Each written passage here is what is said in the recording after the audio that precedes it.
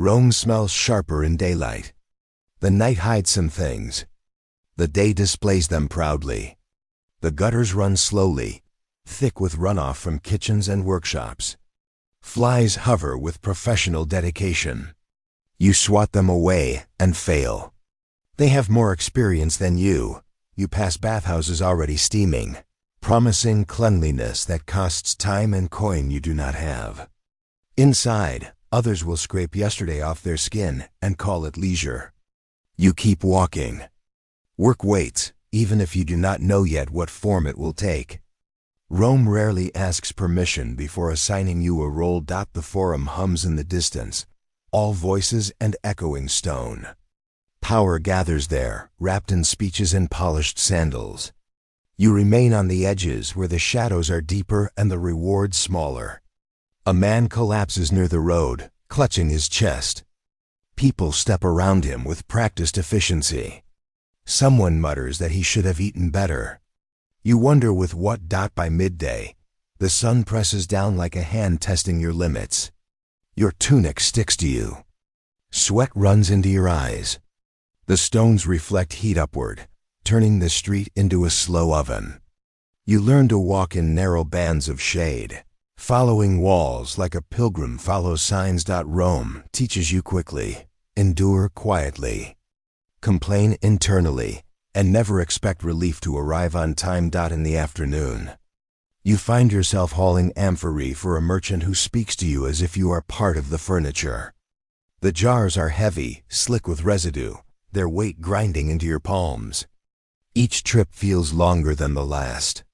The merchant counts profit while you count breaths. Your back begins to ache in a way that suggests permanence. Pain here does not announce itself dramatically. It settles in and refuses to leave.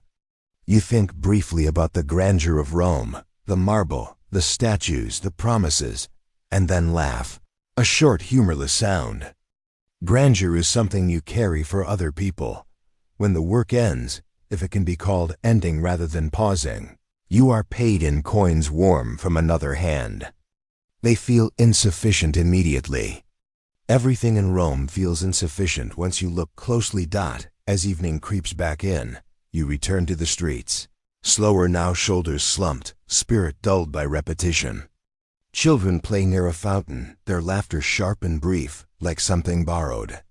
An old woman sells charms meant to ward off misfortune. You consider buying one, then remember that misfortune here does not believe in charms. The lamps are lit again. The city exhales once more. You realize this breathing never stops. It only changes rhythm. Night brings different sounds. Softer footsteps. Louder arguments. The occasional scream that fades too quickly to investigate.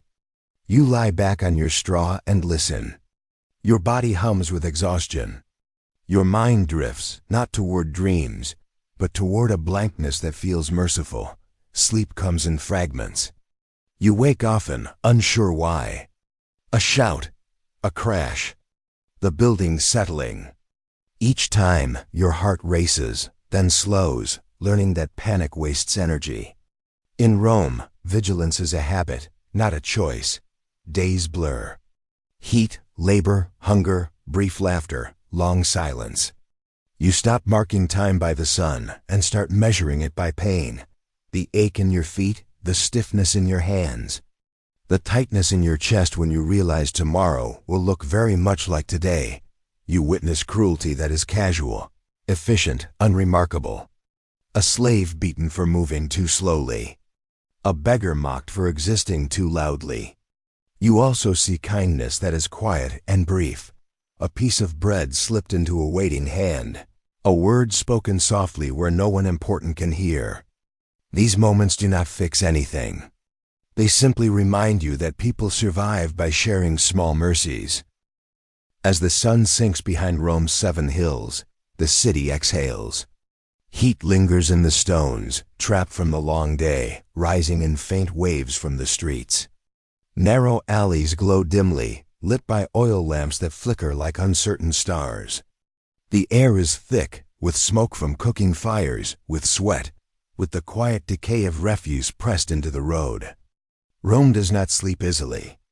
It murmurs. Here, arrival is not gentle. To step into ancient Rome is to be swallowed by motion. Carts grinding over stone, sandals slapping against pavement, voices calling from doorways and balconies. Above, in towering insulae, families settle into cramped rooms where warmth never leaves and silence rarely arrives. Below, the street remains alive, soaked in sound and shadow. This is a city built to endure, not to comfort. Every wall bears marks of hands that passed before. Every corner holds the echo of someone else's struggle. Survival is not promised here. It is negotiated, breath by breath, as night slowly claims the city and Rome continues, restless and awake, and you are already tired. Not the gentle tiredness of a long day well spent, but the heavy fatigue of a place that never cared whether you arrived prepared. Your feet ache from stone that refuses softness. Your skin carries the grime of 100 bodies brushing past you. Rome has noticed you, not with curiosity, but with indifference. That is how it greets everyone. The lamps hiss softly as oil feeds flame. Somewhere nearby, a vendor counts coins with fingers blackened by soot. A drunk laughs too loudly and then coughs, the sound deep and wet. You inhale and taste the city, salt, smoke, rot, and bread baked too long. This is what evening smells like here. Not peace. Just pause. Night does not fall in Rome. It presses. It leans its full weight against the streets and waits to see who buckles. Your lodging is above a shop that never quite closes. The stairs are narrow, slick with generations of spilled water and worse things no one admits to spilling. Each step creaks as if complaining about your existence. The room at the top is barely a room. 4 walls, a low ceiling, a single window that offers air only when it feels generous. You lie down on straw that has learned the shape of countless exhausted bodies. It smells faintly of mold and old sleep. Below you, life continues. Someone argues about money. Someone sings off-key. Someone cries in a way that suggests this is not their first night doing so. You are not special here. You are simply another body, trying not to break. As your eyes close, the city keeps breathing. Rome always breathes. Whether you do tomorrow is a separate negotiation. Morning arrives without apology. Light slips through the window like an intruder who knows you are too tired to protest. The heat returns quickly, as if it never truly left, crawling back onto your skin and settling there. The straw beneath you shifts, releasing a smell that makes you consider not moving at all. But hunger has a way of demanding motion. And Rome respects hunger far more than comfort. You step back into the street and are immediately reminded that privacy is a luxury reserved for people who can afford walls thick enough to keep the world out. The alley is already awake. Someone empties a chamber pot with the casual confidence of long practice. You step aside just in time, learning quickly that survival here includes mastering small, undignified dances. The street vendors shout before their voices are fully warmed. Bread is sold hard and cheap, olives bruised and bitter, cheese sweating under the sun. You chew carefully, aware that your teeth are expected to last a lifetime without much sympathy. The bread scratches your throat. It is yesterday's bread, maybe older, but it fills the hollow enough to keep you moving. Inside this room, space is not wasted on comfort. Bodies arrange themselves like belongings. Bread is torn, not sliced, because ceremony costs energy. You dip it into oil if there is oil, into hope if there is not. Water, carried up earlier, waits in a clay jar, warm and faintly bitter, but still precious enough to sip slowly. No one talks much while eating. Hunger is loud enough on its own. The building sways almost imperceptibly, just enough to remind you that speed and cheapness were valued more than safety. Fire is always nearby, lurking in lamps and cooking braziers like an impatient guest. You learn to respect flame the way others respect gods, carefully, fearfully, without trust. Children lie awake longer than they should. They listen. They always listen. Footsteps on the stairs. Shouting that sounds wrong. The sharp, sudden language of panic. Sleep here is shallow, ready to flee at the smallest provocation. You lie down on straw that remembers many bodies before yours. The walls share every sound, every sigh, every quiet breakdown next door. No one will carve your name into stone. No monument will thank you for surviving another night. And yet, Rome stands because rooms like this keep holding people who refuse to fall through the floor. You drift toward the baths as evening loosens its grip. Drawn by heat the way tired animals are drawn to water. By day, these halls glitter and boast. By night, they tell the truth. Steam thickens the air until bodies blur into shapes, flesh reduced to silhouettes and breath. Everyone is naked here, which is Rome's idea of equality, brief, misleading, and immediately undermined by everything else. Warmth sinks into your muscles, coaxing them to loosen after a day of being useful to someone else. Stone sweats. Voices echo and bounce, conversations overlapping until meaning dissolves into sound. Laughter carries farther than it should. So does silence. You notice who speaks without interruption and who waits for permission that never comes. Hierarchy doesn't need clothes to announce itself. It survives perfectly well in posture and eye contact. Water pours, splashes, drains away. So does dignity, though no one admits it. You scrub yourself with practiced indifference, scraping the city from your skin while knowing it will return by morning. Cleanliness here is temporary, like mercy. Not far from this warmth, other bodies rest in colder rooms. The gladiators' barracks smell of oil, old blood, and discipline. You don't need to see them to feel their presence. Men turned into inventory, muscles maintained like tools, scars cataloged as proof of value. They sleep lightly, if at all. Anticipation is heavier than armor. Tomorrow, the crowd will decide whether they are heroes or leftovers. This is how Rome works. Not through speeches or statues, but through repetition. Bathe, train, bleed, applaud, repeat. Violence isn't chaos here. It's organized, scheduled, applauded.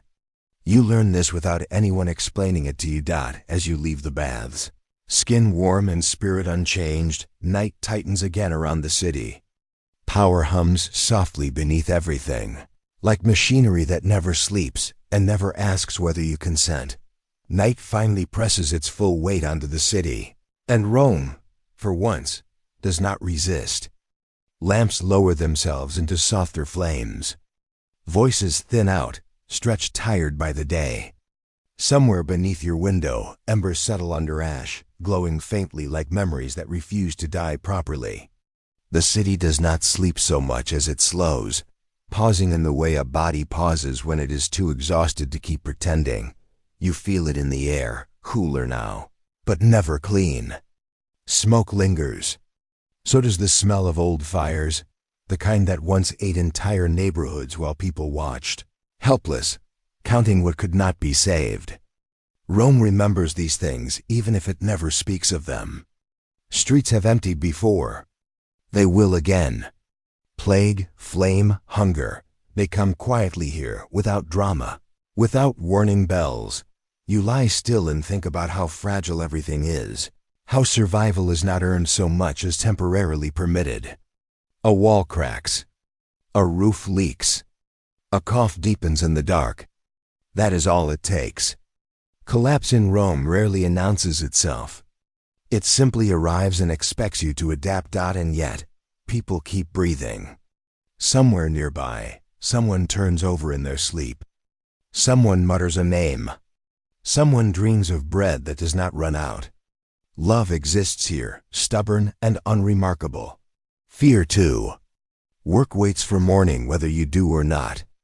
Life continues not because it is kind, but because stopping requires an explanation no one can afford to give. The stones beneath you have felt countless footsteps. worn smooth by people who thought their days mattered just as much as yours. Now they are dust, and the stones remain quietly unimpressed. Rome no longer roars. It whispers. It settles into silence not as peace, but as accumulation of breath, of ash, of lives endured rather than celebrated. You close your eyes, knowing morning will come again, heavy and indifferent. This is what remains, not glory. Not lessons, just the quiet weight of having lasted another night. The city celebrates while you work.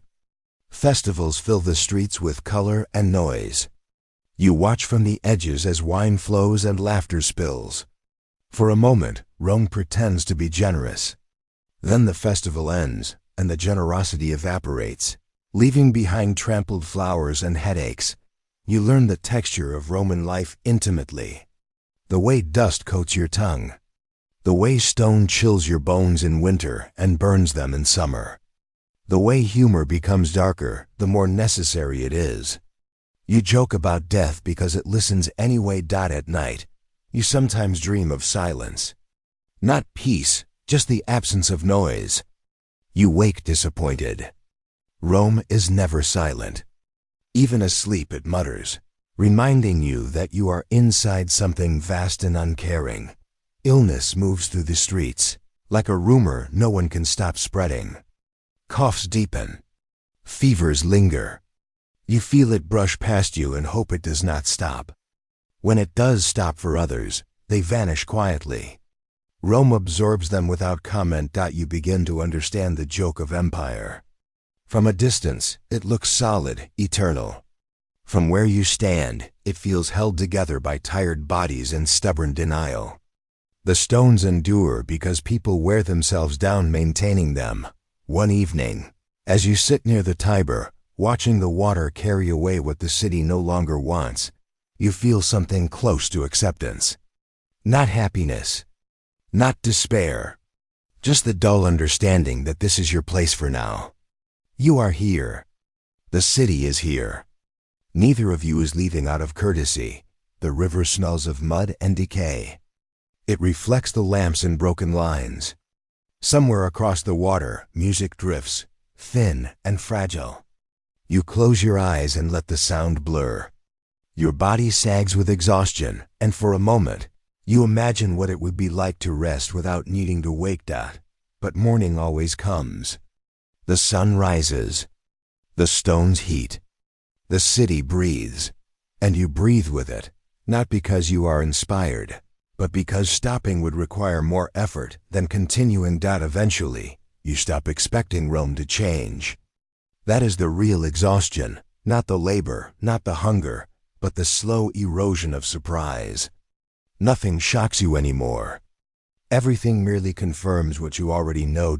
As another night settles in, you lie back on your straw and stare at the dark ceiling. Your muscles ache in familiar patterns. Your thoughts drift lazily, bumping into memories that feel borrowed. The city hums below, alive and indifferent. You are still here. Rome is still Rome. Tomorrow will arrive, heavy and inevitable. Sleep takes you not as an escape, but as a temporary surrender. And in that half-dreaming space, you realize the quiet truth of this place. History does not trap you with chains or walls. It traps you with routine. And Rome, endlessly breathing, simply waits for you to wake up and do it all again. You climb again. Evening in Rome is mostly vertical for people like you. The stairs grow narrower the higher you go, as if the building itself is trying to forget you exist. Each step leans inward, worn smooth by centuries of tired feet dragging themselves home. The walls sweat heat they have stored all day. And by the time you reach your room, the air feels chewed, reused. Slightly offended that you want more of it. Below you, somewhere far beneath these thin planks and cracked plaster, people with money stretch out on cool stone floors. Incense curls politely through their rooms. Oil lamps burn steadily, supervised, obedient. Their nights are designed. Yours is improvised.